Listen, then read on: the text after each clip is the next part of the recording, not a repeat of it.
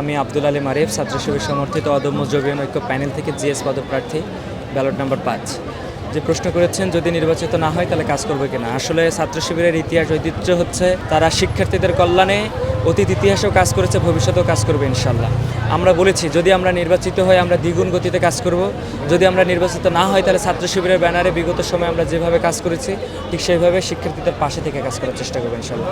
আমরা শিক্ষার্থীদের আমানতদারিতা রক্ষা করব, বিশ্বস্ততার পাত্র হিসেবে অন্যান্য ছাত্র সংসদ নির্বাচনগুলোতে ছাত্র শিবির যে ভূমিকা রেখেছে, জগন্নাথ বিশ্ববিদ্যালয়ে যদি নির্বাচিত হয়ে আমরা ঠিক একইভাবে আরও জোরালোভাবে ভূমিকা রাখার চেষ্টা করবো ইনশাল্লাহ। অনেক জিএস পদপ্রার্থী রয়েছে, আসলে ভোটাররা কেন আব্দুল আলী মারিফকে বেছে নেবে? জি, অসংখ্য ধন্যবাদ। আসলে আমি আমার জায়গা থেকে চেষ্টা করেছি শিক্ষার্থীদের পাশে যাওয়ার জন্য, ওয়ান টু ওয়ান যোগাযোগ করার জন্য। আসলে সবার কাছে রিস্ক করতে পারি নাই, এই জন্য আমি আসলে ক্ষমা প্রার্থী যে যাদের কাছে রিস্ক করতে পারি নাই। আসলে আমার পক্ষ থেকে তাদের কাছে রিস্ক করা উচিত ছিল, তাদের কাছে আমি দোয়া এবং সমর্থন চাচ্ছি। আমাকে কেন ম্যান্ডেট দিবে, প্রথম কারণ হচ্ছে যে বিগত সময়ে আমার দ্বারা এমন কোনো ভায়োলেন্স হয়েছে কিনা যা ক্যাম্পাসে ক্ষতির কারণ হয়েছে। দ্বিতীয়ত এর থেকে ইম্পর্টেন্ট বিষয় যে আমি আসলে ক্যাম্পাসের সার্বিক উন্নয়নে শুরু থেকে শেষ পর্যন্ত সব জায়গায় ছিলাম, আমি থাকার চেষ্টা করেছি, কখনো সামনে কখনো পিছনে অথবা মাঝখানে, অবশ্যই আমি ছিলাম।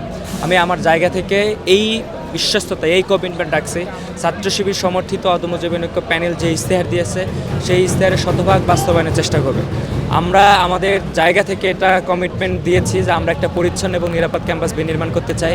এই পরিচ্ছন্ন ক্যাম্পাস নির্মাণের জন্য ছাত্র শিবিরেই আলহামদুলিল্লাহ যে ইনশাল্লাহ এটার জন্য গুরুত্বপূর্ণ ভূমিকা পালন করবে। তো সেই সুবাদে আমি আশাবাদী যে শিক্ষার্থীরা তাদের যোগ্য ম্যান্ডেট দিয়েই তাদের যোগ্য প্রার্থীকেই বেছে নেবে।